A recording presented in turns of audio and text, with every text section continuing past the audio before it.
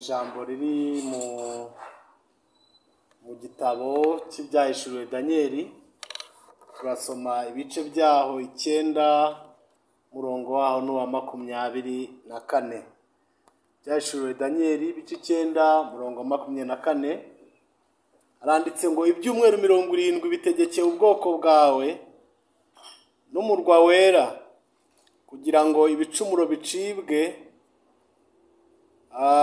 n'ibyaha bishire, no gukiranirwa gutangirwa impongano, haze gukiranuka kwiteka. Ibyerekanywe n'ibyahanuwe bifatanishijwe ikimenyetso, ahera cyane hasigwa amavuta.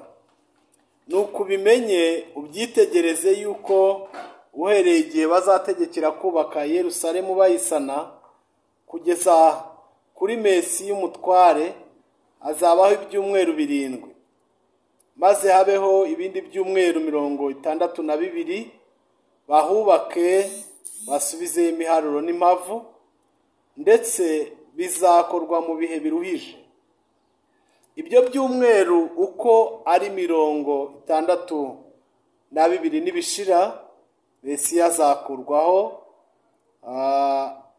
kandi ntacyo azaba asigaranye. Maze abantu b'umutwaro uzaza bazarimbure umurwa n'ubuturo bwera.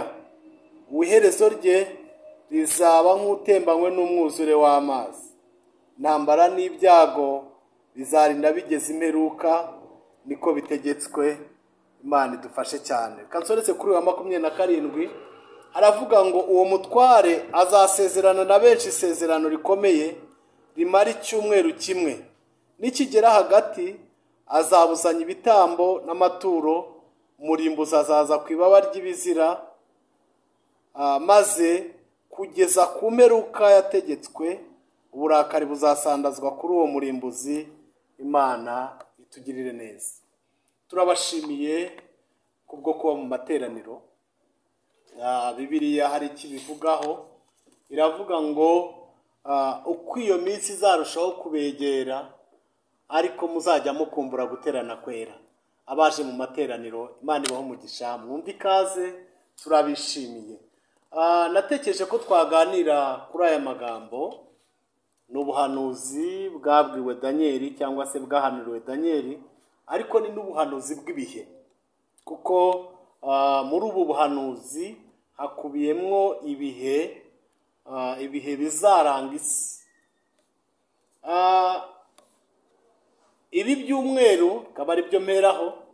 Twasomye ibyumweru 62, dusoma ibindi byumweru byose hamwe n'ibyumweru 70. Ibi byumweru 70 nibyo byategekewe isi, nibyo Daniyeli yahishuriwe. Daniyeli yahishuriwe bigenze biti? Bamaze igihe kinini cyane mu bunyage, yaricaye aribaza ngo ubundi kubera iki turi mu bunyage. Asubiza amaso inyuma, yibuka icyo Imana yabavuzeho bakiri mu gihugu. Mbibutse ko kuba baragiye bajya mu bunyage banasuhukira ahantu hatandukanye byagiye biterwa n'ibyaha bakoze. Iyo bagomaga, Imana yabakubitishaga ubwoko bukomeye, cyangwa yabatezaga intambara, igazana umwami umwe akabakubita akabanesha. Ahangaha umuhanuzi Yeremiya yari amaze iminsi ahanura. Hari aho yahanuye arababwira ngo nimudahindukira ngo mungarukire. Abahanuzi ba kera bahanuraga bitandukanye n'ab'iki gihe, kuko mu isezerano rya kera iyo ugiye mu bahanuzi hari aho usanga barahanuzaga ibimenyetso cyane. Bahanuzaga ibimenyetso, kandi ntabwo guhanura ko abakera byari fiyeri, ntabwo byari biri sikise nk'uko abahanuzi b'ino minsi ubona umutumishi rwose uhanura abigendera ukabona bimuha n'ituro. Ntabwo bariko bari bameze. Iyo Imana yahamagaraga umuhanuzi, yamuhamagaraga kubw'impamvu, kandi iyo atabyitwaragamo neza, uretse ko no kubyitwaramo neza se, ntabwo kuba guhanura ko abakera byari umunyenga, ahubwo ahanini byabaga ari imibabaro. Urebye nk'uwitwa nk'aba ba Yeremiya, ukajya kuri Yeremiya we, iminsi ye yose yabayeho nukurikirana uzasanga Yeremiya yarabayeho mu buzima bw'imibabaro bitewe n'uyu murimo yakoraga. Ntabwo yigeze ajya mu birori na rimwe, ntabwo yigeze ashaka, yarinze agenda, yarinze asoza urugendo rwe ari muri uyu muhamagaro. Yari afite amaso adasa n'ay'abandi kuko yabonaga ibyo abandi bantu batabona. Niyo mpamvu yazaga akabwira Abisiraheli, akababwira ngo bigenze gutya, bigende gutya, bigende gutya. Bakamufata bagakubita. Hari aho yahanuye ko inzu y'Uwiteka izaba umusaka, izasenyuka. Baramubwira bati Imana ntiyasenya inzu ye. Baramufata baramufunga. Hari aho yageze mu bice 20, aravuga ngo yari amaze gufungirwa mu isayo ari mu mbago, avamo adesize avuga ko atazongera guhanura. Aho ho yaravuze ngo Mana waranshutse nemera gushukika, ariko ni mu gihe undusha amaboko. Iyo yahagurukaga rero yaba yabiretse ngo yumvaga umuriro uzamutse mu magufa ye. Ndimo ndavuga abahanuzi ba kera. Uvuze ugiye kwa Hoseya we, mu buhanuzi bwe, mu bimenyetso bye, Imana yaramubwiye najye kurambagiza, najye gushaka umugore, imwohereza ku mugore w'indaya. Aragenda ajya kumureba, aramurambagiza, aramuzana, amushyira mu rugo. Imana iramubwira ngo nagenda abwira Abisiraheli ngo uko agiye akazana indaya, akazana umuntu wabagaho wari warahuye n'abagabo benshi, ngo ni nako Imana izabagana. Si we wenyine, Ezekiyeli w'Imana yamubwiye ko amena urugo ku manywa, amena urugo akagenda, iramubwira ngo uzimuke ku manywa y'ihangu bakureba. Ni n'aba ba Daniyeli bose ari abahanuzi bita abahanuzi bakuru n'abahanuzi bato, n'abantu bagiye bahura n'imibabaro ijyanye n'ubu buhanuzi. Daniyeli yagiye gusenga bamaze igihe kinini, kuko ibyo Yeremiya yari yarahanuye byabasohoyeho. Bamaze igihe kinini ajya gusenga, ariko yari amaze gusoma ibitabo, yari amaze gusoma amateka. Ujye umenya amateka. Kumenya amateka ni byiza, kuko no kureba muri kagakayi k'amasezerano ujye ukarebamo ntacyo bitwaye, nabyo ni byiza. Daniyeli yarebye mu mateka yashize, areba icyo Imana yabavuzeho, asanga Imana yavuze ko imyaka 70 nishira Imana izongera ikabagarukaho kandi ikabagarura mu gihugu. Arangije amaze kubimenya, arebye ko iyo myaka yashize, niko kujya gusenga. Arasenga, ariko arabanza aribaza ngo ni iki cyatumye tunyagwa. Asanga ibyaha nibyo byabiteye. Asenga neza, arabanza asenga Imana, aravuga ngo Uwiteka Mana nkuru, ashyira Imana hejuru. Icyakurikiyeho yatura ibyaha bye, arangije yatura n'iby'ubwoko bw'iwabo, arangije arasaba. Ubundi mbere ya byose hereza Imana icyubahiro, nurangiza wature, kuko gusenga k'umunyabyaha ni urusaku imbere y'Imana, ariko gusenga k'umukiranutsi kugira umumaro mwinshi yasenganye umwete. Akimara gusenga yibutse Imana amasezerano, nibwo Imana yamusanze. Nusoma hejuru y'imirongo twasomye uzasanga abwirwa ngo Daniyeli mugaragu w'Imana ukundwa, avuga ngo ndi marayika uhagarara imbere y'Uwiteka, nzanywe no kukubwira ijambo, nzanywe no kukungura ubwenge, hari ijambo nkuzaniye. Iravuga ngo ugitangira gusenga kwawe kwarumvise. None dore uko bizagenda, dore uko bizakurikirana. Hazabaho ibyumweru 70. Muri ibyo byumweru 70 bizagabanywamo ibice.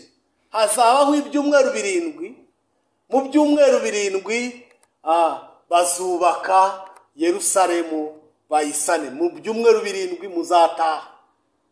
Nimutaha hazabaho kubaka Yerusalemu no kuyisana, no gusubizaho imiharuro, no gusubizaho impavu, ibintu byose by'iyobokamana byongere bikomeze, gahunda y'Imana yongere ibeho. Ibyo bizatwara ibyumweru 7. Arabwirwa kandi ngo nyuma y'ibyo byumweru 7 hazakurikiraho ibindi byumweru 62. ibyo byumweru 62 ni ibyumweru byakomeye cyane, kuko byari ibyumweru byitwa igihe kirekire cy'abanyamahanga. Ikindi cyumweru kimwe arabwirwa ngo hazabaho ikindi cyumweru kimwe. Icyo cyumweru kimwe ariko yabaga aciye mu kindi gihe kiri muri entre parenthèse atashoboraga gusobanukirwa. Ibi byumweru iyo tubibara mu mvugo ya Bibiliya ntabwo bibarwa nk'icyumweru kimwe, ku wa mbere, ku wa kabiri, ku wa gatatu, ku wa kane, ku wa gatanu. Ndabona hari abafite udukayi bari kwandikamo mu binotingi. Icyumweru kimwe gihwana icyumweru kimwe, cyangwa se icyumweru kimwe ni imyaka 7. Kanongere mbisubiremo, icyumweru kimwe kingana n'imyaka 7. Iyo ufashe rero ibi byumweru 70 uhita ukuba 7, ukabona imyaka yari irimo. Ntabwo byatinze iby'Imana yavuze yahise ibisohoza. Ndashimira Imana ko itavuga ubujarwa. Ibintu Imana yavuze, niba hari ijambo Imana uzi yavuze, uko byaba bingana kose mu nzira zose izarisohoza. Imana isohoza ibyo yavuze. Umuntu wa mbere wahagurutse ni uwitwa Kuro. Mwami witwa Kuro niwe wahise atanga uburenganzira yuko Abisiraheli bataha bakajya kubaka i Yerusalemu. Baje mu byiciro bigera muri 3. Muze kunkurikira neza, tuze kugendana, kuko iyo ibi bintu umuntu atabaye maso ngo abikurikirane biramukomplika, ukumva biragize. Ariko muze kunkurikira, reka wenda ibi bintu by'imibare ndaza kubinyuramo niruka, ariko aho tuza kugera turaza kugera noneho aho mvuga imvugo twumvikanaho neza cyane. Kuro niwe watanze uburenganzira ngo Abisiraheli bagende bagiye Yerusalemu. Hahise hahaguruka baje mu byiciro 3. Kambazi, ninde waje ayoboye icyiciro cya mbere? Abisiraheli batahuka, ninde waje ayoboye icyiciro cya mbere? Bahaye ijambo. Umuntu arazamura agatoki, hanyuma tubwire uwayoboye icyiciro cya mbere. Ndabona mubitinzeho cyane. Inde? Nehemiya. Nehemiya. Umwe aravuze ngo Nehemiya. Reka no kwirirwa mbitindaho, wenda tudatwara igihe. Ariko bwa mbere bahaguruka, itimu ya mbere ihaguruka yahagurukanye n'uwitwa Zerubabeli.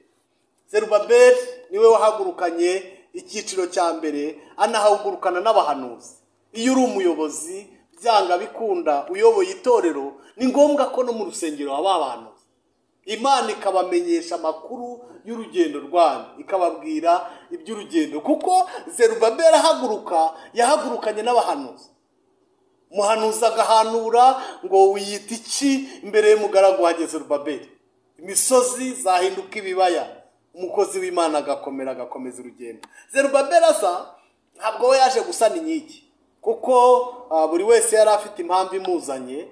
Nk'uko Nehemiya mwari muvuze, Nehemiya we ntabwo yaje kubaka, yaje gusana inkike z'i Yerusalemu. Zerubabeli akiza yahise yubaka, arubaka, aratunganya inyubako. Nuko muri uko kubaka basubizaho iyobokamana, basubizaho imihango yera. Byabaye mu byumweru 7 nk'uko ubuhanuzi bwabivugaga. Ibyo byumweru 7 dukurikije ko icyumweru kimwe kingana n'imyaka 7, ubwo byafashe imyaka ingahe? N'abatindije bya ukubye usanga byaratwaye imyaka igera muri 49. bakora bubaka, batunganya, basana, bigenda neza, iyobokamana risubiraho. Nyuma y'iyo myaka Abisiraheli bariyegeranyije, basubizaho gahunda neza y'iyobokamana. Hakurikiyeho ibindi byumweru 62. Ibyo byumweru 62 ni ibyumweru byabaye birebire ku bwoko bwa Abisiraheli. Nunabisoma no mu buhanuzi niho hakurikiraniyemo ya mami uko agenda asimburana, ubwami bw'ibumba, ubwami bw'iki. Kiriya gishushanyo cyari gikoze kwa kundi kiri mu buhanuzi cyasobanura. Ubu bwami bwabayeho, ariko habayeho cyane cyane, niho hakurikiyemo abo bitwa abamakabe, niho habayeho ba mwene Siraki, niho cyane cyane iyi Bibiliya y'abakatolike abantu benshi itandukanye n'iyi ngiyi yindi bavuga ngo ni Bibiliya yera, ariko ni bimwe yera indi ikaba ntagatifu, buriya zose ni zera. Ariko muri Bibiliya yera bashyizemo bandika abakanonije, abahangabiye bagera muri 70 batunganyije, bashyize ku murongo iby'iyi Bibiliya bashyiramo ibitabo. Basanze muri iyi myaka, kuko ni imyaka igera muri 434, basanze muri iyi myaka, muri ibi bihe by'abanyamahanga, nta jwi ry'Imana ryabagamo, cyari igihe gikomeye kiri aho ngaho kitari mu ijwi ry'Imana. Ni naho handikiwemo rero ibi bitabo biba muri Bibiliya ntagatifu, twebwe muri Bibiliya yera bitabamo biriya byaba mwene Siraki, byaba Judite, n'ibindi n'abamakabe. Impamvu mvuze ibyo ngibyo nuko nari ngeze mu bamakabe. Abamakabe muri histoire birimo, habayeho ubwami bwigabanyijemo kabiri. Umwami wari uyoboye akubitwa kudeta n'abahungu babiri n'abajenerali babiri, barimo uwo nashakaga witwaga Antiochus Epiphanes. Uyu nguyu yahemukiye Abisiraheli cyane, bahemukiye Abisiraheli cyane ku buryo ni naho havuye imvururu z'abamakabe. Ni amateka akomeye ku Bisiraheli, aya ntibayibagirwa, bahora bayagarukaho ndetse n'abarangire gusoma Bibiliya ntagatifu ntacyo bitwaye.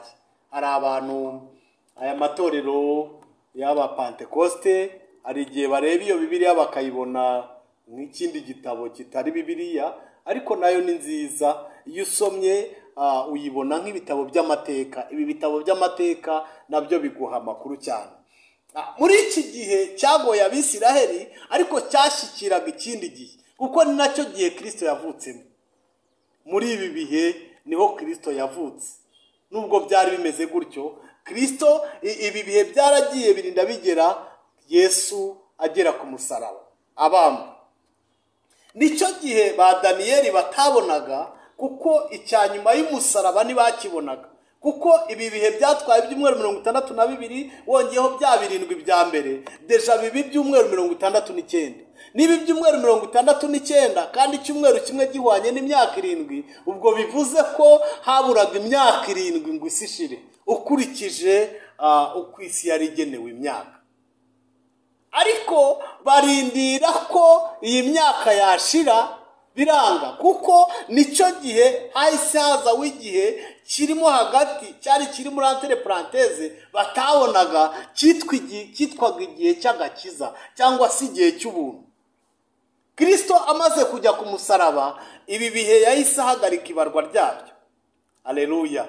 Yahise ashyiraho ibihe birebire, yahise ashyiraho ikindi gihe tutazi igihe kizarangirira, ashyiraho igihe cy'umusaraba cyangwa se ashyiraho igihe cy'ubuntu. Iki gihe amaze kujya ku musaraba, amaze gutangaza ngo birarangiye, nibwo yaboneye Imana amaronko. Ahangaha niho ujya kubona ukabona muri ibi bihe turimo tutazi. N'umwanditsi umwe yaravuze ngo abigishwa, reka mvuga iby'abigishwa, abigishwa mu gice cya mbere umurongo wa 7, baramubajije bati iki nicyo gihe wenda kugaruramo ubwami Ubisiraheli. Ubwa mbere baramubajije arababwira ngo si ibyanyu kumenya iby'ibihe n'iminsi data wagennye, ni ubizi wenyine. Ariko bongera kumubaza bati se iki ni igihe? Abisiraheli bo cyangwa bari abigishwa bari bafite indi gahunda. Ntabwo bari bafite gahunda y'uko ubwo bwami bugiye kuza, babureberaga mu mubiri. Mbibutse ko bitewe n'uko bari baramaze iyi myaka myinshi ubwami bw'Abaroma bubakoronije, bari bakeneye ko ubwami bubasubizwa. Bari bazi ko Kristo aje gukuraho ingoma y'Abaroma, hanyuma nabo bakima ingoma bakagubwa neza. Niyo mpamvu bagombaga kumututira cyane, bamubwira bati ubwami buzaza ryari. Bigeze kubipfa, abigishwa bo ubwabo barabipfuye, baravuga bati ninde uzaba mukuru mu bwami? ni Petero wari ubisembuye. Yohana arababwira ati jyewe ndi umwigishwa akunda, mba mu gituza cye, nibwira ko yidekaraye ko ari uzaba mukuru. Kuba mukuru bateganyaga ntabwo byari ukuba mukuru ukundi, bari barimo bigabanya inzego z'ubutegetsi, abaministers n'abandi bibaza mbega bati inzego azazubaka gute. Yohana ati ni njyewe uzaba mukuru. Kubibwira Petero rero ko atazaba mukuru ntabwo yari kubyumva. N'abandi mu kanya gatoya Natanayeli abaraje ati muceceke mwese yababonyemo indyarya, ati ni njye yavuze ko ari njye utagira uburyarya. N'abandi nicyo cyatumye Petero ahita abaza Yesu, amubonye aravuga ati dusobanurire uzaba mukuru, ninde uzaba mukuru mu bwami.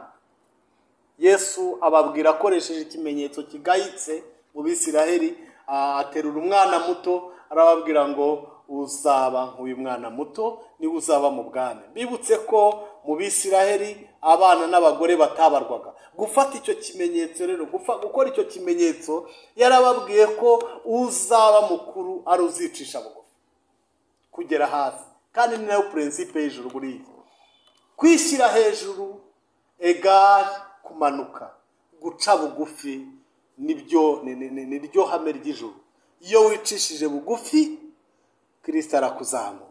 Niyo mpamvu mwanditsi umwe yavuze ngo nujya mu birori ntuzihutire kwicara mu ntebe z'imbere, kuko ushobora kwicara mu ntebe z'imbere baza bashyira ku murongo bakurikije uko batumirwa barutana mu cyubahiro, we bakakujyana inyuma. Aravuga ngo ahubwo uziyicarira inyuma, hanyuma nibabona ko bikwiriye bazakuzana imbere. Imana idufashe cyane. Nibutse ko murakoze kunyibutsa, hari umuntu nyibukije ko biriya byiciro bajemo ntabikurikiranyije, ntabibabwiye. Nababwiye Zerubabeli wenyine, ariko nyuma ya Zerubabeli haje gukurikiraho uwitwa Ezira. Ezira we ntabwo yaje kubaka inyubako z'umubiri z'amatafari n'amabuye, ahubwo Ezira yaje kubaka imitima. Kuko Ezira amaze kuza yasanze Abisirayeli baribagiwe Imana, arangije ngo abasomera ibitabo by'amategeko, ngo nuko batera hejuru bararira, bongera kwibuka Imana ya Isirayeli, bongera kwibuka amategeko yayo no kuyubahiriza. Hanyuma Nehemiya we yaje mu cyiciro cya gatatu, azanye na ba bandi muzi bari mu byanditswe. Nehemiya we yaje gusana inkike z'i Yerusalemu. Ndashimira Imana ko nagize umugisha muri uyu mwaka ushize nkabasha kugera muri Isirayeli. Ziriya nkike twazigiyemo cyane, ni inkike zifite amarembo atandukanye. Hari twinjiriye mu irembo ry'Isiyoni, ariko hari n'irembo ry'imyanda, hari n'irembo ry'amafi, harimo amarembo atandukanye agera mu marembo 12. Nehemiya yaje gusana inkike z'i Yerusalemu, ntabwo yaje kubaka. Cyakoza arabitunganya neza nawe, buri muntu mu mwanya we. Ibi bitwigisha ubuyobozi, bitwigisha administration. Buri muntu wese, buri muyobozi agomba gukora ibyo agomba gukora mu gihe cye. Hanyuma nari ndimo mbabwira ibyuko Kristo yaje. Kristo amaze kuza yahagaritse ibarwa ry'ibi byumweru, ashyiraho igihe cy'ubuntu tutazi igihe kizarangirira. Iki gihe cy'agakiza kuri iki gihe, muri iki gihe, reka mbatangarize ko muri iki gihe cya Kristo nta cyaha na kimwe munsi y'ijuru kitababarira. Tukiri kuri iyi ngoma ya Mesiya, tukiri muri ibi bihe, tukiri kuri iyi ngoma y'amahoro, ingoma y'ubuntu, nta cyaha na kimwe kitababarirwa. Kiriya cyumweru cya nyuma kizinjiramo nyuma, ariko iki gihe cya Kristo tutazi uko kingana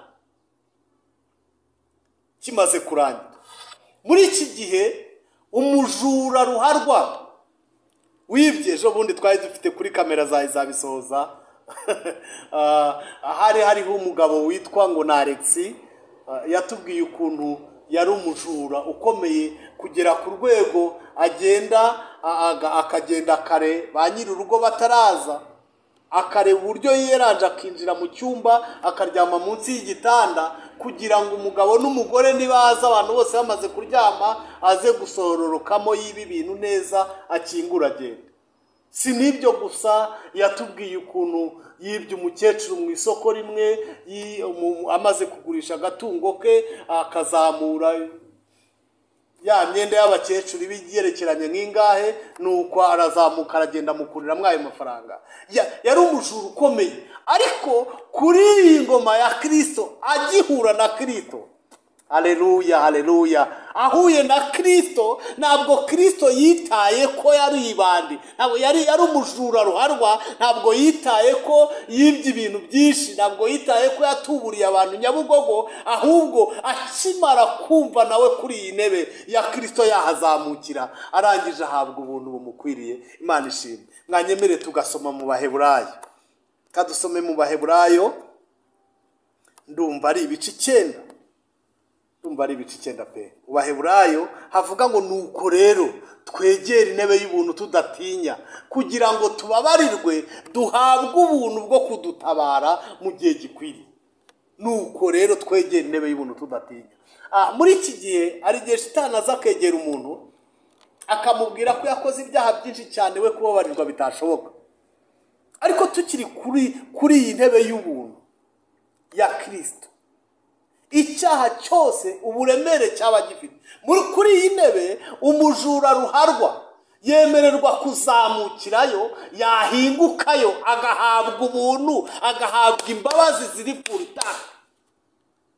Kuri iyi ntebe umwicanyi ruharwa wabimenye, turabafite bafungiye muri gereza nkuru ya Kigali, ubu ni Mageragere isigaye iba, ariko nubwo yishe benshi nawe umubare atamenya, ariko iyo ahingukiye ku ntebe y'ubuntu, haleluya, ahabwa imbabazi hatitawe ko yakoze ibyaha by'indengaka. Apfa kuba hamenye gusa, apfa kuba amenye ko igorigota hariyo, apfa kuba amenye ko nawe imbabazi yazibona. Kristo yicaye ategereje imbabazi. Nagira ngo nkwibutse ko munsi y'ijuru Kristo akicaye kuri iyi ngoma, kuri iyi ntebe y'imbabazi, nta cyaha na kimwe kitababarirwa.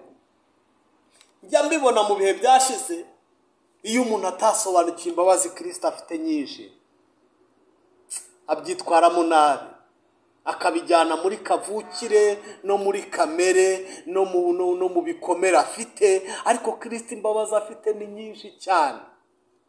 Iyo bikunda tuba turirimbye indirimbo bivuga ngo nkuko se w'abana bagirira ibambe. Imana ishimwe cyane.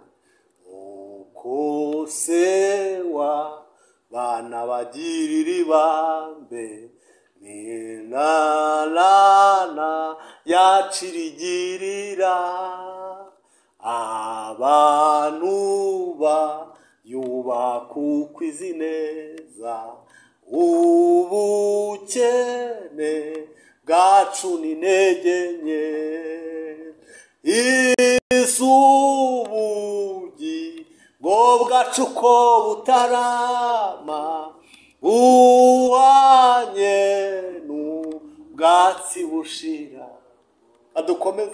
Ndashimira Kristo ko akicaye ku ntebe y'imbabazi, ateze amaboko kwakira abantu bose baje bamugana. Nibutse mushiki wacu umwe yitwa Rebeka. Impamvu muvuze nuko nawe abyivugira atanga ubuhamya.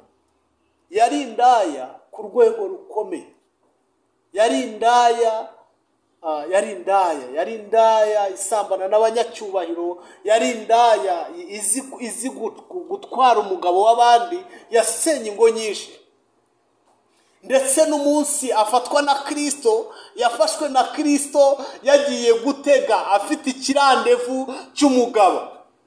Aravuga ati ubwo atinze reka mbe niyicarire muri uriya muziki w'abapenura mukurura. Nuko aba yiyicariyemo. Mu gihe yicayemo ijwi rya Kristo riramuhamagara, rimuhamagaye kuko ryari rifite imbaraga. Nibutse rihamagara Sawuli. Iyo ryaguhamagaye ntabwo ricika. Arangije arapfukama yizera Kristo umwami n'umukiza. Uwo munsi amaze kwizera Kristo, kuko Imana yabonaga ko hari imbaraga nyinshi zimuhiga n'izimurwanya, ihita imwuzuza umwuka wera mwinshi. Nuko tuzamuka mu mbaraga tujya mu mwuka, tuvuga ku ndimi. Tuvuze ku ndimi natangajwe nuko yavuze indimi. Hari abantu bahabwa indimi bagahabwa gake, ariko hari n'abantu basukirwa ku ndimi bakazihabwa, akavuga ukumva yagumye akavuga. Hari ujya kumva ukumva aravuze ati ri, ubwo ri nyine akaba ariyo yahawe, nta bindi. Ntugire ibindi umubaza, urumva. Hari undi uvuga ati ura, ubwo ni ura nyine yahawe. Ariko uyu mukozi w'Imana yavuze ku ndimi, aravuga, aragumya aravuga. Ibyo bituma nibaza, ndavuga ngo bishoboka gute ko Rebeka wabaye indaya butwi ahabwa umwuka wera nk'uwo twahawe natwe? Jewe nakijijwe, je narinze nkora mariage ndi imanzi. Ndavuga ngo bishoboka gute? Yenda mfite imyaka igera muri 30. Mfite imyaka 30 niho nakoze mariage. Ntabwo narinze umugore.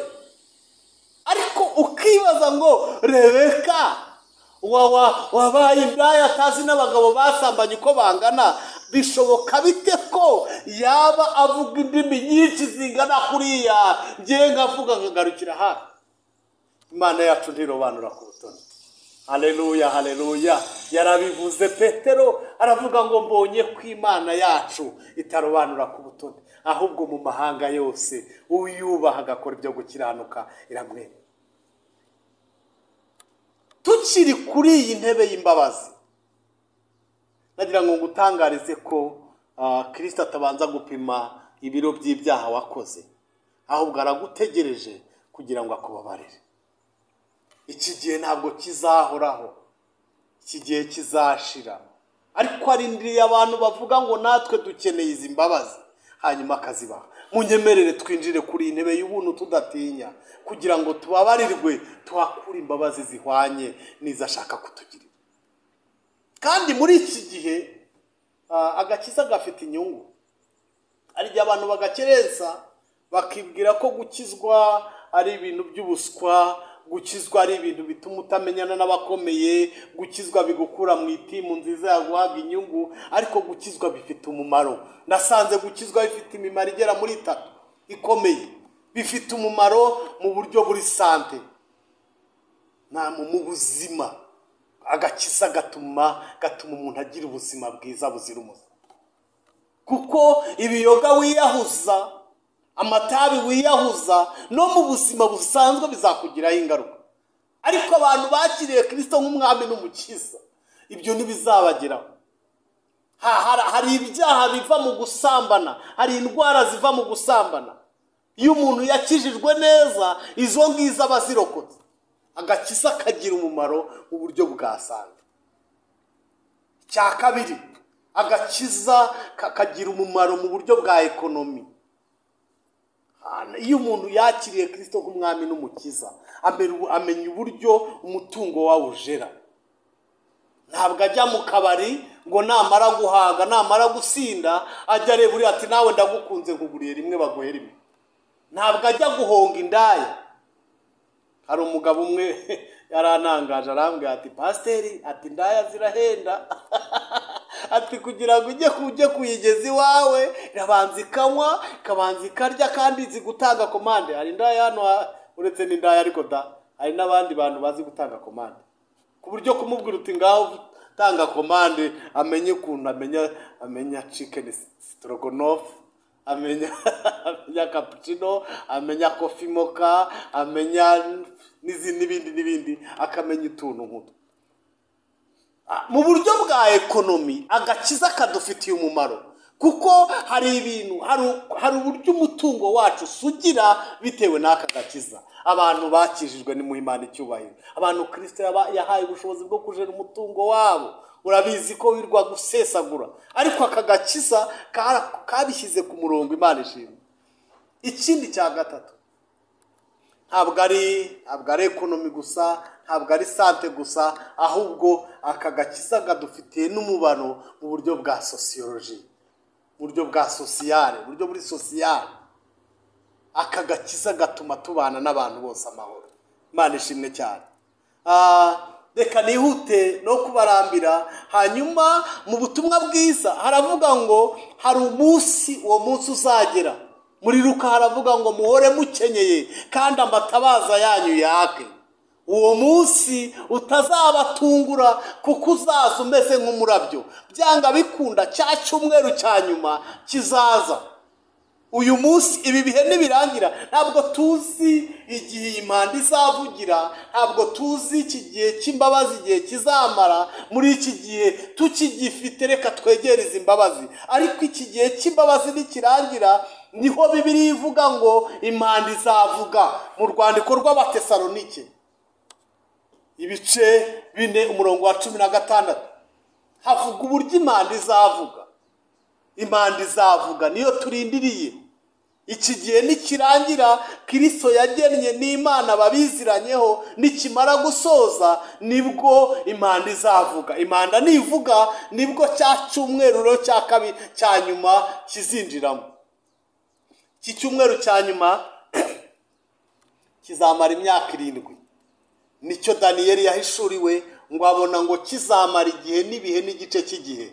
Igihe n'umwaka, ibihe n'imyaka 2, igice cy'igihe n'igice cy'umwaka. Hazamara imyaka 3 n'igice. Uretse ko mu mvugo ya Bibiliya nabyo tujye tubyitondera. Kuko imyaka tubara, ibihe tubara, dushobora kuba tubibara nk'abantu. Imana ifite ibindi bihe yagennye. Nimugera ku bihe by'imyaka mbonereho guhugura n'abahanuzi. Umuhanuzi araza akakubwira ngo kuwa 5 saa 8 ngo Imana izakore. Ukajya kubona ukabona ntibikoze. Ariko atari uko Imana itavuze, ahubwo nuko yagiye mu myaka, we yafashe imyaka akagira ngo igihe cy'Imana kingana n'igihe. Hari wigeze kunsanga ku nsengero nayoboraga hari Nyakabanda munsi ya Rufa Palace. Ni iteraniro rigararaza arambwira tumva ko Uwiteka Imana ivuganye nawe. Imana irambwiye ngo uyu mwaka utarashira Imana izabiguhaye. Ibivuga bumva nabiteyemo urwenya mbwira abadiyakoni twari kumwe n'Itayima nimuzamfashe nge kuburana n'uyu mugabo wabihanura. Ariko suko Imana itazabikora. Imana izabikora, ahubwo nuko dufata marangamutima yacu tukayahuza n'ibyo bihe tukabigira. Reka nkubwire akantu kamwe mbone gukomeza. Niri hame, uzirinde kugaba mu gihe wagize ibyishimo byinshi, marangamutima yawe yazamutse cyane. Uzirinde kugaba kuko ushobora kuzakoreramwe amakosa muri ibyo byishimo byinshi amarangamutima yagiye. Ikindi cya kabiri, uzirinde kuvuga amagambo menshi mu gihe ufite umubabaro mwinshi. Bizagufasha mu buzima. Aka kantu kazagufasha. Uzirinde kugaba mu gihe amarangamutima yawe yabaye menshi, wagize ibyishimo byinshi cyane, kuko ushobora kugaba hanyuma wakongera kuba ku murongo ugasanga urabyicuje. Ikindi uzirinde kuvuga amagambo menshi mu gihe wagize uburakari bukabije cyane, kuko nabyo bishobora kuzakugiraho ingaruka y'igihe kinini cyane. Imana idufashe mu izina rya Yesu. Amen. Iki gihe nikirangira, iki gihe cy'ubuntu nigishira, iki gihe cy'imbabazi nikirangira, hazabaho Kristo azahamagara itorero rye. Imana itugirire neza. Kadusome mu rwandiko rwandikiwe Abitesalonike ibice 4 umurongo wa 16. Ubwe azaza amanutse ava mu ijuru, arangurura ijwi rirenga hamwe n'ijwi rya marayika ukomeye n'impanda y'Imana. Nuko abapfiriye muri Kristo nibo bazabanza kuzuka. Maze natwe abazaba bakiriho basigaye duhere ko tujyananwe nabo tuzamuwe mu bicu gusanganira umwami mu kirere. Nuko rero tuzabana n'umwami iteka ryose. Nuko mumaranishanye imibabaro kubwirana aya magambo. Imana ishimwe cyane. Nagira ngo mbabwire ko hari umunsi impanda izavuga. Hari umunsi iherezo ry'ibihe rizaba. Ntabwo byoroshye kubwira abantu ngo impanda izavuga muri iyi minsi, biragoye kuko igitabo cy'Itangiriro n'igitabo cy'Ibyahishuwe ni ibitabo byahangayikishije isi, ni ibitabo byamennye wino nyinshi abantu bandika, kuko igitabo cy'Itangiriro kivuga itangira ry'ibintu byose. memu n'umuntu no kuremwa k'umuntu. Itangiriro ni igitabo kivuga itangiriro ry'ibintu byose, hanyuma ibyahishuwe ni igitabo kivuga iherezo rya byose. Nyuma rero y'iki gihe Daniel atahishurirwaga, hazabaho impanda izavuga. Iki gihe nikirangira nibwo icyumweru cya nyuma kizahura, ariko icyumweru cya nyuma kizabaho itorero ryazamuka. Ubutumwa bwiza bwa Yesu Kristo ko bwanditswe na Matayo no mu mavanjiri hafi ya yose tuhasangamo amakuru y'uko uwo munsi umugore n'umugabo bazaba baryamanye, umwe azagenda undi agasigara. Rikatubwira ko abagore babiri bazaba bari gusika ku rusyo rumwe, umwe azagenda undi agasigara. Hari impamvu batanze urugero rw'urusyo, nuko iyo abantu bari gusika ku rusyo rumwe mu gihe cya kera, ubu ntabwo bagisika ku nsyo za kinyarwanda, hasigaye hari za kizungu, ibintu byarakomeye. Ariko icyo gihe kera ntabwo bari bafite ibyuma bajya gusheshaho, bakoreshaga urusyo n'ingasire.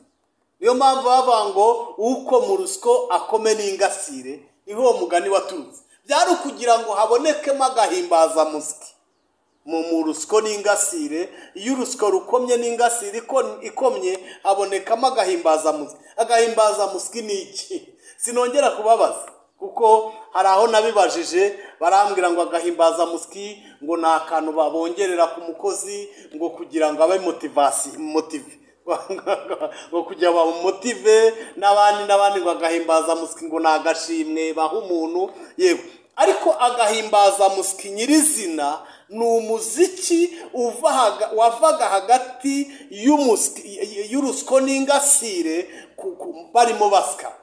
Iyo barimo basika wumvaga bivuga ngo none basikaga barenze umwe, uko banyuranyamo uwo muziki ukabafasha gusika cyane bataruha. Ako niko bitaga agahimbazamusyi. Hanyuma bagasika amagunira rero, kuko nta byuma byabagaho.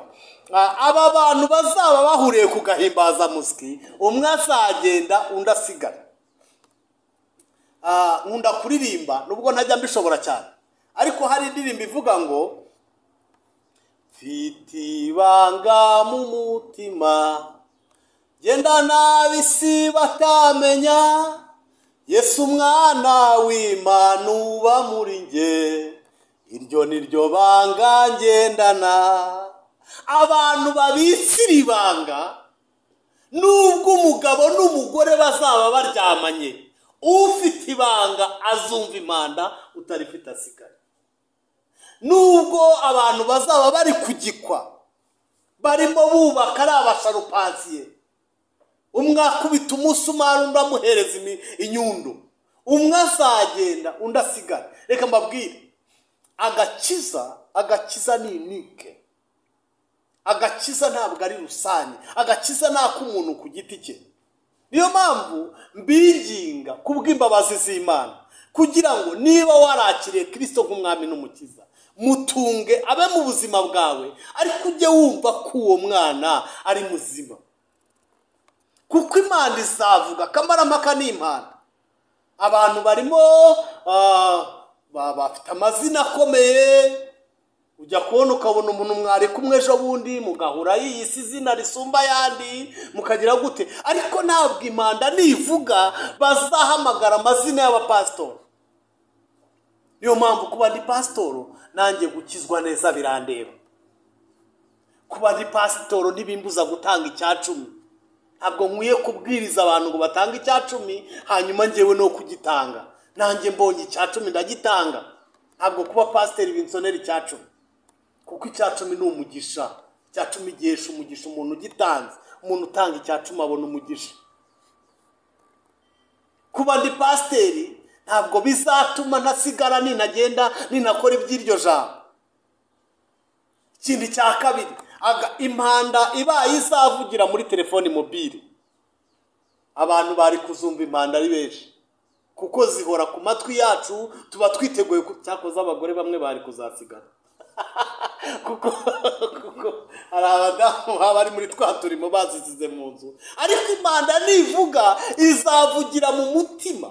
umuntu uzaba afite Kristo nk'umwami n'umukiza azumvira impanda mu mutima, nubwo azaba asinziriye ariko azaba asinziranye Kristo. Imana ishimwe cyane. Bibiliya yatubwiye ngo abagore babiri bazaba basika ku rusyo rumwe, umwe azayumva undi asigare. Nasomye agatabo k'impanda y'imperuka, mbonamo umudamu umwe wari ugiye guhaha kuri botike nk'uko bisanzwe. Agiye guhaha nuko mu gihe ari kuvugana n'uwo bari kugura indobo, nuko impanda iravuga. Impanda ivuze, wa wundi wacuruzaga asangwa yari yiteguye kumva impanda. Imana ishimwe cyane. Kamaramaka ni impanda. Abarokore bazumva impanda, abantu bakiriye Kristo nk'umwami n'umukiza bazumva impanda. Kandi pe iyo ngeze kuri aka kantu ntatinda, kuko ni byiza tubaye mu madini. Hari amadini tubamo, hari ayo tuyoboye, hari ayo musengeramo atandukanye, yaba yateye imbere n'ataratera imbere, ntakivuka ntazavuka. Ariko kuba mu idini cyane ntabwo bihagije kuruta kumenya ko waba uri umunyetoro. Iki kintu Imana umwuka wera bamfashe adusobanurira abo turi kumwe, nabonye banagicishijeho live, n'abazadukurikira n'abandi badukurikiye impande zose. Nagira ngo mbabwire ngo itorero hari itorero ry'akarere, hari icyo bita eglise locale na eglise universelle. Hari itorero ry'akarere, itorero rya Kicukiro, itorero rya Zayoni, itorero ryo mu Bubiligi, itorero ryo muri Amerika, muri Texas no muri n'ahandi. Ayo nayo arahari. Ayo ngayo yagizwe n'amazu, hariho imisaraba, hamwe hariho imisaraba, hari nta n'iriho, amwara mu mataje ndaraciriritse. Ayo nayo ni amatorero, ariko ni amatorero y'akarere. Ariko hakabaho n'itorero riri mu ibanga. Iryo torero ryo mu ibanga Kristo wenyine ni warizi, kuko biravuga ngo nuko mbona ibitabo birabumbuwe, ngo nuko habumburwa n'ikindi gitabo. Ushobora kuba mu gitabo cy'idini ariko mu gitabo cy'ijuru utarimo. Kristo naza guhamagara azahamagara mu bitabo by'ijuru. Imana ishimwe cyane. Ikindi cya kabiri, nagira ngo umenyeshe ko itorero ni abantu bahamagawe na Kristo. Nubwo batuye mu isi ariko ntabwo ari ab'isi. Abo bantu bahinduriwe identite. Haleluya. Abo bantu nubwo basonza, nubwo bababara, nubwo bayigenderamo, ariko barimo barayica amatara ab'isi. Ise nibuka mu Kristo na mugenzi we bageze ku isoko mburamumaro, ngo bagezeyo, ngo nuko umwambaro bari bambaye ubatandukanya nabo muri icyo gihugu, ngo biteza mbutiyaje. Nicyo cyatumye babasanganira, barabareba kuko babonaga badasa nabo. Barababwira ngo niko, ngo mwabagenzi mwe, ngo muragura iki muri iri soko? Ngo barareba babura icyo bagura. Barababwira ngo icyo tugura nikirimo, ngo turagura ukuri, ngo kandi ntabwo tugurana. Imana ishimwe. Abanyetorero batuye ukwabo, bagenda ukwabo. Hari ibyicaro baticaramo, hari inama batarema, hari amasoko batarema. Basigara kandi kuko bumvise aya magambo bazamenya ko impanda yavuze. Sinzi agatabo nasomye nsanga ngo hari abantu bazishyira hamwe bajye mu nsengero, ngo kugira ngo Kristo nabo batware. Impanda nivuga, Bibiliya iravuga ngo abazazuka ku muzuko wa mbere abo barahirwa, kandi n'abera n'abazagenda bwa mbere barahirwa, kuko kugenda bwa kabiri bizaba bigoye. Icyo gihe impanda nivuga tuzagera mu kirere, tuzasanga Kristo yicaye mu kirere n'intebe y'imanza. Imanza z'icyo gihe ntabwo ari imanza zo kuducira witeka, ahubwo ni imanza z'imirimo. Aho mu kirere tuzapimirwa imirimo. Nitugera mu kirere tuzaba tugiye gupimirwa imirimo yose twahakoreye mu isi, kandi twakoranye urukundo tuzayisanga mu bwami. Hari abantu bakora imirimo bakanavunika cyane, ariko bakayikora batayikoranye urukundo. Ariko imirimo twakoranye urukundo, twakoze ku bw'ubwami bw'Imana, tuzayibonera ingororano. Imyenda nahaye umukene, ishati nakuburiye umukene, nubwo numvaga ko yashaje, ntabwo yo yashize. Oya, ibindi byarashize, iyindi yose yarashaje iragenda, ariko iyo shati nakuburiye umukene nzayisanga mu bwami. Ndabizi ko nzayisanga. Ibiryo nariye ntabwo nabara amatoni y'ibiryo nariye kuva navuka, ngize imyaka 45, ariko ibyo nariye byose byaciye mu muyoboro wabyo, ibindi bijya mu maraso biranyubaka, ariko nta ngororano nzabibonera. Cyakoza ikiro cy'isukari naguriye umukene wari ushonje, nzagisanga mu bwami ntabwo cyaje. Amafaranga natunze nayo utunze kuri konte, uko yabangana kose, nugera mu bwami ntabwo bazavuga ngo wari ufite konti ibyibushye akiri ingororano. Oya, ahubwo igiceri cy'ijana wahaye wa mukene kikamugirira umumaro, uzagisanga mu bwami. Reka mbabwire, twige gukora, dukorere. Mwanditsi nawe bivuze, aravuze ngo nimugakorera iby'isi bishira. Imyaka tuzamara ku isi, mwanditsi abyandika, yaravuze ngo izaba 70 ab'iki gihe. Ariko birababaje kuba ahantu tuzarama igihe gito, ahantu tuzaba imyaka mike, ariho turunda ubutunzi bwacu bwinshi cyane kuruta aho tuzabitekana iteka. Nyemerera nibura ntukamara igihe udakoze umurimo w'Imana, ntukamara igihe utagize iyerekwa. Birakwiye ko tugira amaso arenze rimwe mu mwuka, gira amaso menshi. Niba ujya gusenga mu rusengero rwawe, usengera mu rwari rwo rwose, bwira Imana ngo kora ku maso yanjye, menye igikenewe mu nzu y'Imana. Imana niguha amaso areba abashonje, Imana niguha amaso areba abambaye ubusa, Imana niguha amaso, kuko imirimo dukorera mu isi ntabwo izashira, ntabwo izaba impfabusa, tuzayisanga mu bwami. Agatabo kamwe nasomye, ndumva niba atari karanditswe na Rick Warren sinibuka, karimo umugabo w'umukire w'umunyamerika, yakoreye amafaranga menshi arayagwiza, n'abana arabateganyiriza, ariko abonye ko ashaje, agiye ari ku rugendo rwa nyuma, abwira umwana we, aramubwira ngo mwana wanjye ndabona agiye gupfa, ariko nimara gupfa uzafate $200,000 z'idolari uzinsasire muri serikeyi nzipfane nzijyane. Aramubwira ati niwo murage nguhaye, narayakoreye arahari, uzayansasire. Igihe kiragera koko arapfa.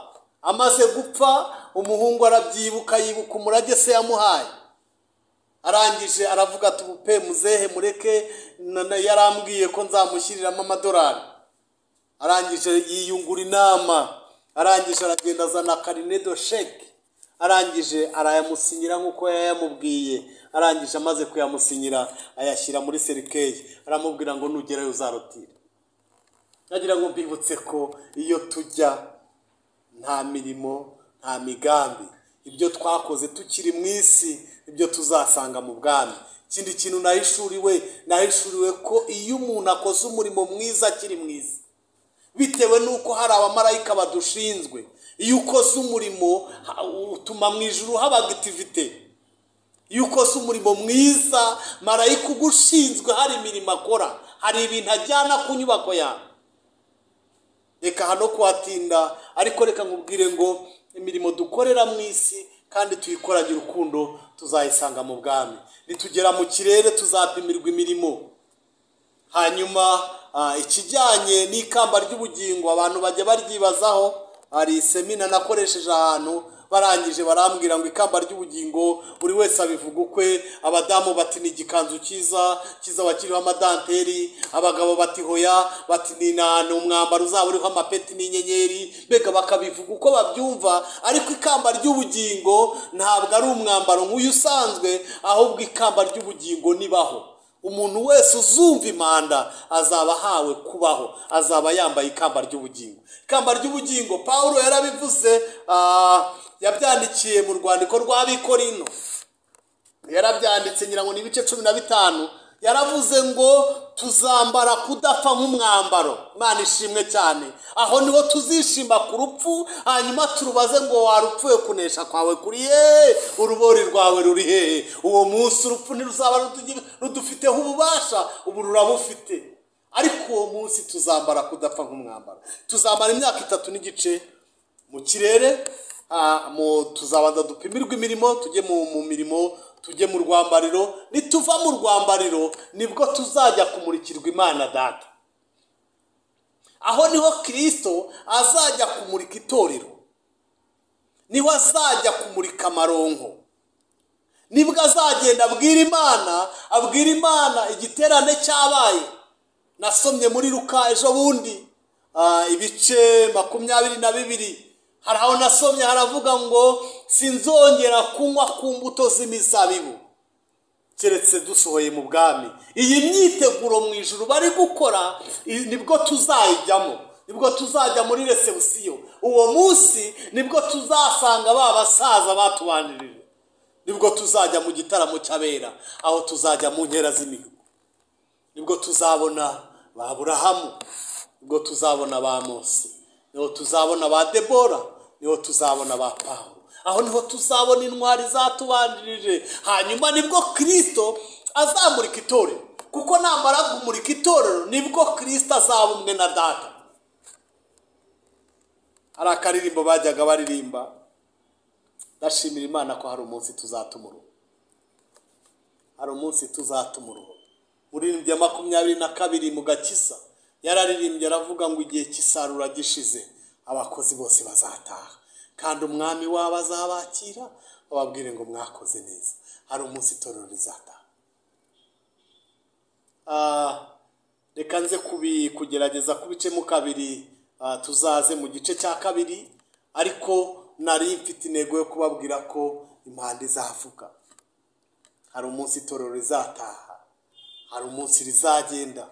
Mu byahishuwe haranditse ngo hahirwa abapfa bapfira mu mwami, umwuka atiye ngo baruhuke, ngo imirimo yabo ijyane n'abibakurikiye. Hari umunsi itorero rizaza. Nambikwa amahwa mu ruhanga, dore uwatumye me ku musaraba w'isoni, kandi natewe icumu mu rubavu kubw'uyu. Muri icyo gitaramo Kristo azirata itorero. Mbibutse ko abageni ba Kristo ni abantu bacunguwe n'amaraso ya Kristo gusa. Nibwira ko ba Ibrahimu n'abandi bazaba ari abasaza bakuru, nta bukwe butagira abasaza bakuru. Imana idufashe. Ubutaha tuzagaruka muri cya cyumweru cya nyuma, mbabwire noneho ko muri icyo cyumweru cya nyuma itorero rimaze kuzamuka nibwo Antikristo azakora ku mugaragaro.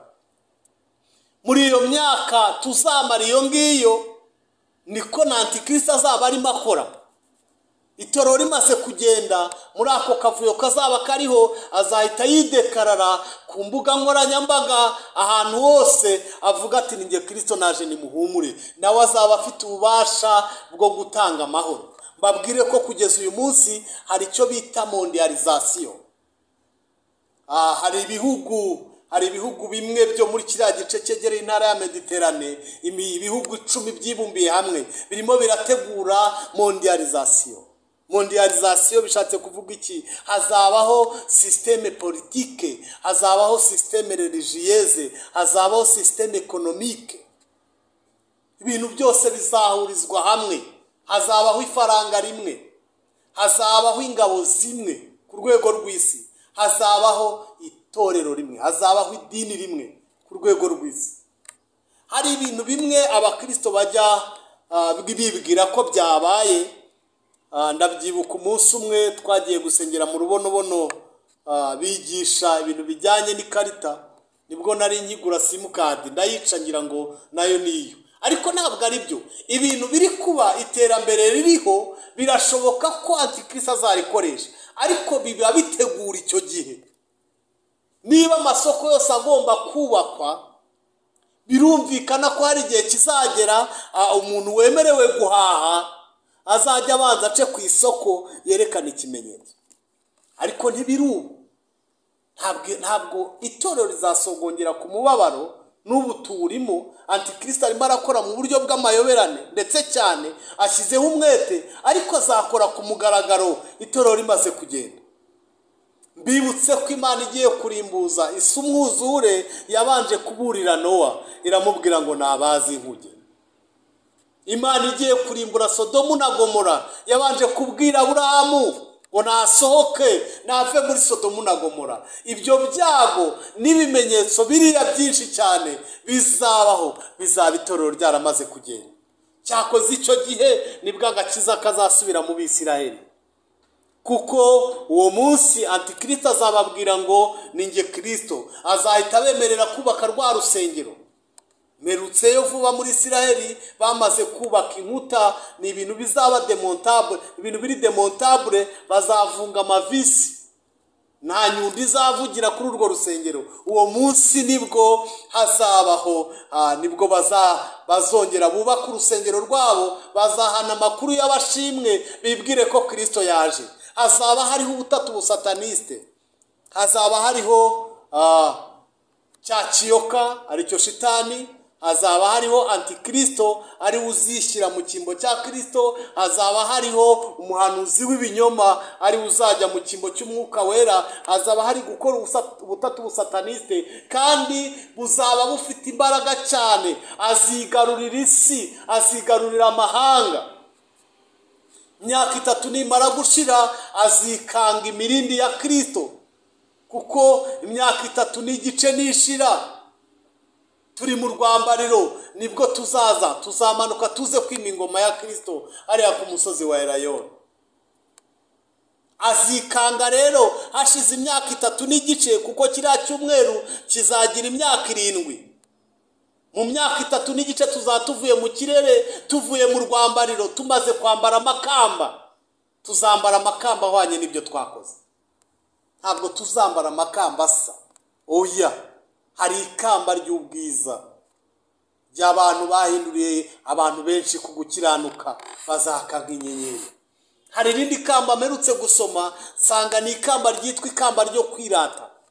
Ikamba ryo kwirata rizahabwa abantu bashohoje neza iby'inshingano zabo, bazirata kuko babikwiriye. Ubu ndi wakwirata, Bibiliya iravuga ngo uwirata yirate Kristo, ariko icyo gihe bazirata ntawe bigusha, nta kibazo kiriho. Nitumara kwambara amakamba tuvuye mu rwambariro, nibwo noneho Antikristo nawe ku isi azatamba igitambo kizira hera, bizimana na Kristo ingoma, n'Abisiraheli bazaba barokotse. Bazahura n'akaga. Uwo munsi nibwo hazajyaho ikimenyetso ku ruhanga no mu kiganza. Abantu bazemera Antikristo nibo bazemera guhaha. Hari abantu bajya bavuga ngo bazacungurwa n'amaraso yabo. N'ubu biratunanira dufite umwuka wera. Icyo gihe umwuka wera ntazaba hari ngo afashe itorero. Uzacungurwa n'amaraso yawe gute? Icyaba cyiza nuko wazumva impanda ku munsi wa mbere. Munyemerere nsoreza ahangaha, hanyuma ubutaha ninkomeza nzakomereza hano muri iyi mibabaro izaba mu cyumweru cya nyuma, muri ibi bihe bya nyuma, muri uyu mubabaro ukomeye cyane wa Yakobo. Tuzavugaho byinshi, ni naho tuzavuga Kristo amanukanye n'itorero, kuko Bibiliya ivuga ngo dore arazana n'imicu kandi amaso yose azamubona. Kristo azamanukana n'itorero tuvuye muri ibyo birori, hanyuma tuze kwimana ingoma y'imyaka 1000 na Kristo. Reka dusoreza aha. Turabashimiye abadukurikiye, turabashimiye abaje mu materaniro. Icyo mbifuriza, reka bari cyo nsorezaho, mbifurije kuzumva impanda y'Imana, mbifurije kuzaba mu gitaramo cy'abera, mbifurije ko nubwo turi mu matorero tubamo, ariko dukwiye kuba mu itorero rya Kristo. Ni itorero riri mu ibanga. Iri torero umuntu birimo arabimenya ku giti cye, izina rye riba ryanditse. Korari Hoziyana yararirimbye iravuga ngo mbese izina ryanjye ryanditse mu gitabo. Mwami, ndashaka kubimishurira, ejo ntazavaho nibeshye ubugingo. Tugiye kugusengera, niba izina ryawe ryaravuye mu gitabo kubw'impamvu runaka nawe urayizi, bwira Kristo ngo ngera unyandike, kuko aracyari ku ntebe y'imbabazi. Hindukira, garuka. Nibyo koko isi iraryoshye, isi iranetse, ariko isi iranetse irashirana no kwifuza kwayo. Ibimenyetso byo kuza kwa Yesu birimo birihuta kuboneka. Imana izavuga. Kadusenga Imana mu izina rya Yesu. Dusengane namwe mwese n'abadukurikiye live nabo dusengane Imana aho uri, icishe bugufi ubwire Kristo ngo ndifuza kunyeza, ndifuza kubana nanjye, hanyuma uzabona ingororano. Kandi imirimo uzajya ukora ujye ubanza uyitekerezeho, kuko hari imirimo dukora kugira ngo badushime, hari imirimo dukora ngo abantu baturebe. Ndifuza ko uzajya ukora umurimo ariko wumve ko uherekeje ugejejeyo, uwusevinge mu bwami. Nkuko muri gusevinga ku makonte, ndifuza ko tunasevinga mu bwami, kuko nyir'igihugu tujyamo arimo aratubikira ibintu byiza cyane. Imana idufashe cyane mu izina rya Yesu. Amen. Reka dusengane namwe, mwe dusengana bari hano ndetse n'abadukurikiye mwese, mureke duce bugufi dusengane Imana. Mana, mu izina rya Yesu turagushimiye kuvuganye natwe. Impamvu hishuye ibi ni ukugira ngo abantu bahindukire, kandi abantu bongere bamenye ko hari umunsi Imana izavuga. Urugendo tugenda nubwo turugenda mu mwuka, ariko ntabwo tuzahora tugenda. Hari igihe tuzaruhuka, hari igihe tuzarusoza. Dusengeye abadukurikiye, dusengeye abo turi kumwe hano, kugira ngo utunganye imitima yacu, uduhe kuyitegura, uduhe gutegura imitima yacu irindirizwa impanda, kuko umunsi Imana izavuga uzatwara itorero. Muririmbyi yavuze ngo tuzatumuro ndetse tuzahazwa. Yesu Umukiza niwe waturaritse. Turasabye kugira ngo uduhe kugenda nk'abagenzi, kandi amazina yacu niyo yandikwe mu gitabo cy'ubugingo ndetse n'igitabo cy'imirimo, kijyemo imirimo dukorera mu isi mu izina rya Yesu. Amen. Imana ibahe umugisha, turabashimiye.